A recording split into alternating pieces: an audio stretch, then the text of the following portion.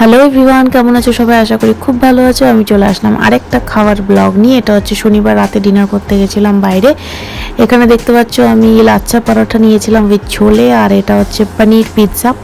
সবসময় আমরা পিৎজা কি হয় ডমিনোস, পিৎজা হাট এগুলো থেকে ট্রাই করি, বাকি জায়গায় ট্রাই করা হয় না।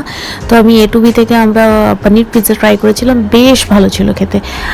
আর সাথে নিয়েছিলাম এটা পরাঠা। তো এগুলো সব খাওয়ার পরে না আমার একটু রাইস খেতে ইচ্ছে হচ্ছিলো। আর রাতে বেসিক্যালি মোস্ট অফ দ্য রেস্টুরেন্টে, মানে A2B সব সাউথ ইন্ডিয়ান রেস্টুরেন্টগুলোতে যেখানে বেস্ট থালি পাওয়া যায়, তো ওরা থালি, মানে আমার জানা দুটো দোকান যেখানে আমি ভালোবাসি খেতে, A2B অ্যান্ড উরুপি, এই দুটোতেই রাতে থালি ছিল না। তো যাই জন্য আমি এটা ঘি পোঙ্গল নিয়েছি।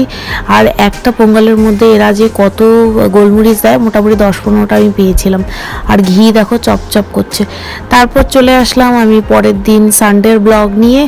সানডেতে এটা আমি বানিয়েছিলাম দুপুরবেলায় রসম, আর এটা হচ্ছে তোমার ম্যাকরেল ফ্রাই।